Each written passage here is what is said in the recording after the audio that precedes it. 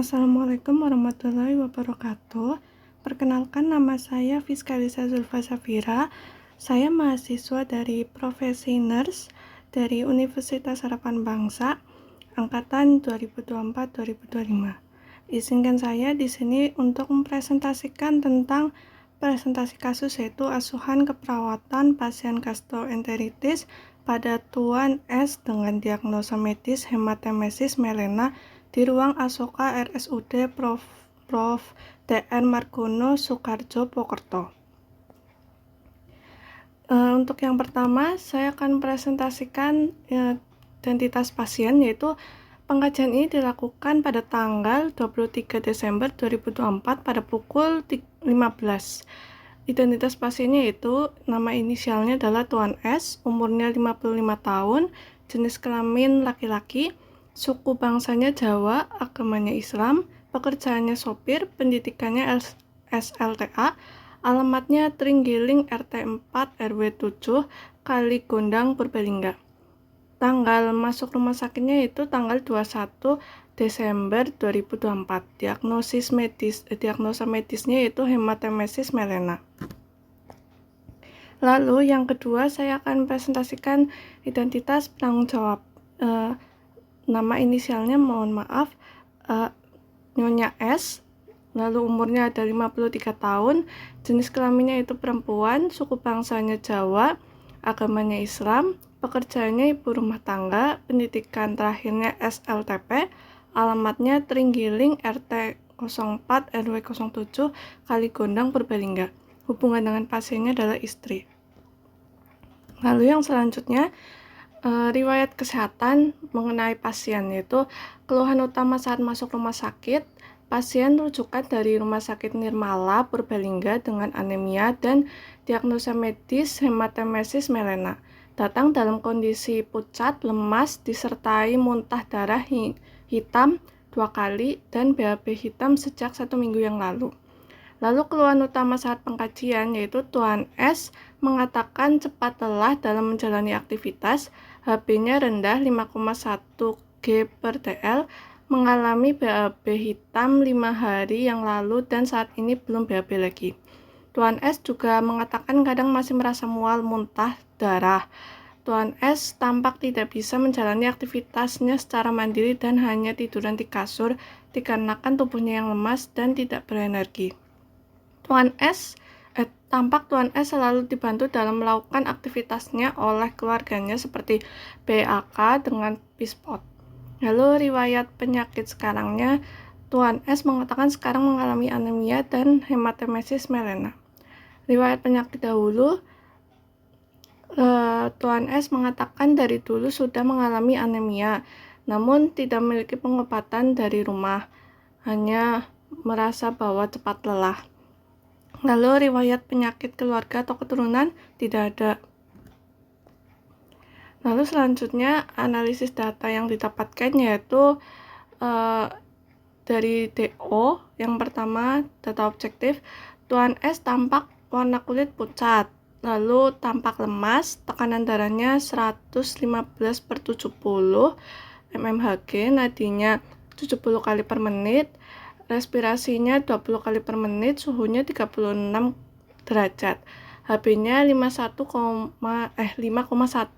G/dl. Konjungtivanya anemis, turgor kulitnya kering, kapilari refill time-nya lebih dari 3 detik, atau bisa dibilang saat saya pengkajian yaitu sekitar 5 detik. Lalu bibir cyanosis, TS-nya yaitu data subjektifnya, Tuan S mengatakan mengalami muntah darah 2 kali, lalu mengatakan mengalami BAB hitam sejak 3 hari yang lalu yang saat ini belum BAB. Tuan S juga mengatakan sudah lama mengalami anemia. Untuk problemnya, didapatkan perfusi perifer tidak efektif atau nomornya D0009. Etiologinya itu penurunan HB. Lalu untuk yang kedua, didapatkan data objektifnya, Tuan S tampak lemas, tampak selalu dibantu dalam melakukan aktivitasnya oleh keluarga seperti BAK dengan Pispot. tekanan darahnya 115/70 mmHg, nadinya 70 kali per menit, respirasinya 20 kali per menit, suhunya 36 derajat, kekuatan otot lemah sedang, ekstremitas atas kanan kiri 333, ekstremitas bawah kanan kiri 333. Lalu untuk data subjektifnya, Tuan S mengatakan mengalami muntah darah 2 kali. Lalu juga mengatakan cepat lelah dalam menjalani aktivitas. Lalu didapatkan rumusan diagnosa perawatannya, itu yang pertama, perfusi perifer tidak efektif berhubungan dengan penurunan Hb, kodenya itu D0009. Lalu yang kedua, intoleransi aktivitas berhubungan dengan kelemahan, kodenya D0056.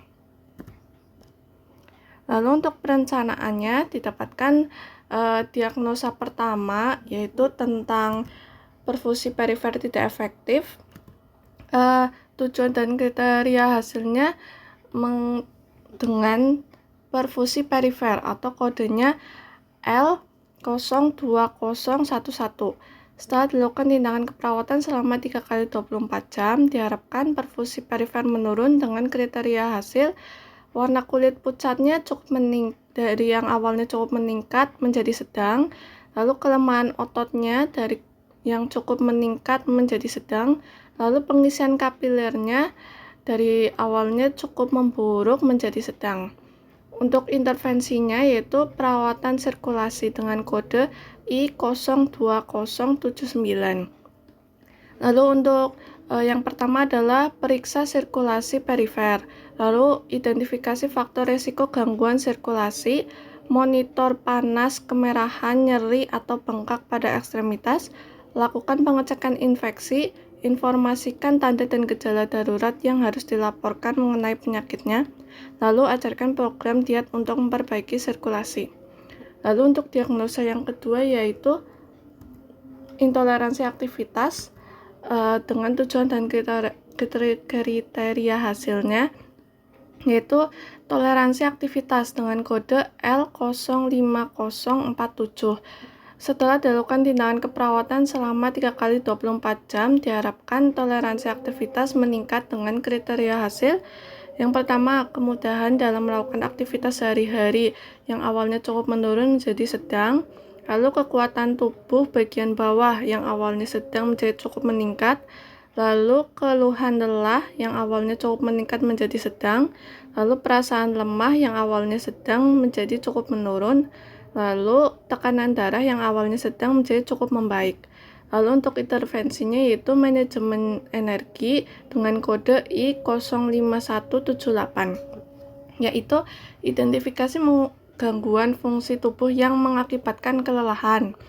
Lalu monitor lokasi dan ketidaknyamanan selama melakukan aktivitas. Lalu berikan aktivitas distraksi yang menenangkan. Lalu ada fasilitasi duduk di sisi tempat tidur jika tidak dapat berpindah atau berjalan. Lalu anjurkan tirah baring, lalu anjurkan melakukan aktivitas secara bertahap, lalu ajarkan strategi coping untuk mengurangi kelelahan. Lalu yang selanjutnya, untuk implementasi pada PPT ini saya mempresentasikan pada diagnosa perawatan yang pertama yaitu perfusi perifer tidak efektif berhubungan dengan penurunan Hb. Pada implementasi saya mengambil di hari ketiga di mana itu sudah cukup membaik, yaitu dilakukan pada 25 Desember 2024 pada pukul 8 pagi, yaitu dengan memeriksa sirkulasi perifer, memonitor panas, kemerahan, nyeri, atau bengkak pada ekstremitas, menginformasikan tanda dan gejala darurat yang harus dilaporkan mengenai penyakitnya, mengajarkan program diet untuk memperbaiki sirkulasi, memberikan transfusi darah 1 kolv PRC, memberikan laktulosa sirup 1 kali 15 cc. Untuk responnya, subjektifnya yaitu Tuan S mengatakan sudah tidak merasa nyeri. Lalu Tuan S mengatakan akan mengikuti program diet untuk memperbaiki Hb-nya. Lalu Tuan S mengatakan tadi sudah BAB dan warna hitamnya sudah lumayan berkurang. Untuk objektifnya, HB-nya pada hari ketiga sudah didapatkan HB 9,1 gram per TL. Lalu untuk tekanan darahnya pada hari ketiga sudah 124/70 mmHg, respirasinya 20 kali per menit, nadinya 54 kali per menit, suhunya 36,5 derajat. Tuan S tampak menerima transfusi darah, lalu BAB hitam sudah lumayan berkurang. Tuan S tampak menerima edukasi gizi. Lalu untuk diagnosa yang kedua yaitu intoleransi aktivitas berhubungan dengan kelemahan. Untuk implementasi yang diagnosa kedua sama, saya mempresentasikan pada PPT ini yaitu di hari ketiga, yaitu pada tanggal 25 Desember 2024 jam 8 malam. Yaitu implementasinya memfasilitasi duduk di sisi tempat tidur jika tidak dapat berpindah atau berjalan. Menganjurkan melakukan aktivitas secara bertahap, yaitu bangun sendiri, makan sendiri, berjalan ke WC, lalu mengajarkan strategi coping untuk mengurangi kelelahan. Lalu responnya subjektifnya itu Tuan S mengatakan lemas sudah mulai berkurang. Tuan S juga mengatakan kadang terbangun dan duduk di sisi kasur. Lalu Tuan S mengatakan sudah mencoba bangun sendiri dengan dipantau keluarga. Tuan S mengatakan makan sudah bisa sendiri. Tuan S mengatakan sudah bisa berjalan kaki ke WC ditemani keluarganya. Lalu objektifnya yaitu tekanan darahnya 124/70 mmHg, respirasinya 20 kali per menit, nadinya 54 kali per menit, suhunya 36,5 derajat. Lalu Tuan S tampak sesekali duduk di pinggiran kasur. Tuan S tampak makan sendiri, lalu Tuan S tampak berjalan kaki ke WC ditemani keluarganya. Lalu untuk evaluasi pada hari ketiga yaitu pada tanggal 25 Desember 2024 jam 9 pagi, yaitu didapatkan subjektifnya yaitu Tuan S mengatakan pada diagnosa pertama subjektifnya itu Tuan S mengatakan sudah tidak merasa nyeri. Tuan S mengatakan akan mengikuti program diet untuk memperbaiki HP-nya. Tuan S mengatakan tidak susah BAB dan warna BAB hitamnya sudah lumayan berkurang. Lalu untuk HB-nya 9,1 gram per TL. Lalu tekanan darahnya 124/70 mmHg, nadinya 54 kali per menit, respirasinya 20 kali per menit, suhunya 36,5 derajat. Lalu Tuan S tampak menerima transfusi darah, BAB hitam sudah lumayan berkurang, dan Tuan S tampak menerima edukasi gizi.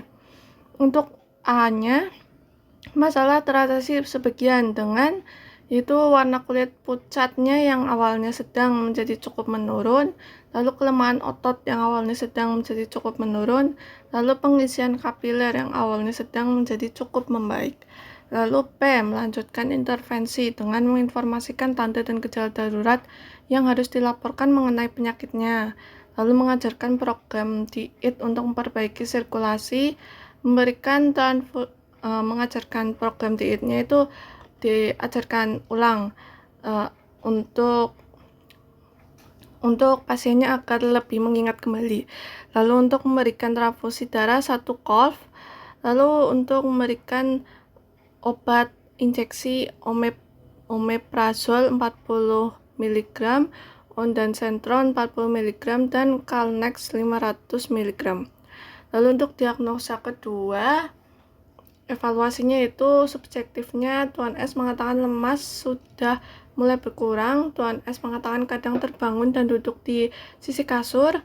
Tuan S mengatakan sudah mencoba bangun sendiri dengan dipantau keluarga. Tuan S mengatakan makan sudah bisa sendiri.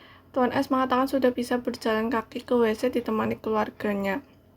O-nya, objektifnya itu tekanan darah 124/70 mmHg, respirasinya 20 kali per menit, nadinya 54 kali per menit, suhunya 36,5 derajat. Lalu Tuan S tampak sesekali duduk di pinggir kasur. Tuan S tampak makan sendiri, Tuan S tampak berjalan kaki ke WC ditemani keluarganya. Untuk A-nya, masalah teratasi sebagian, yaitu dengan kriteria hasil kemudahan dalam melakukan aktivitas sehari-hari yang awalnya sedang menjadi cukup meningkat, lalu kekuatan tubuh bagian bawah yang awalnya sedang menjadi cukup meningkat, lalu keluhan lelah yang awalnya sedang menjadi cukup menurun, perasaan lemah awalnya sedang menjadi cukup menurun, tekanan darah yang awalnya sedang menjadi cukup membaik. Lalu untuk P-nya, lanjutkan intervensi dengan menganjurkan tirah baring jika mengalami kelelahan, lalu juga menganjurkan melakukan aktivitas secara bertahap jika memang sudah merasa cukup baik. Sekian presentasi dari saya, mohon maaf bila ada salah kata dan kekurangan. Wassalamualaikum warahmatullahi wabarakatuh.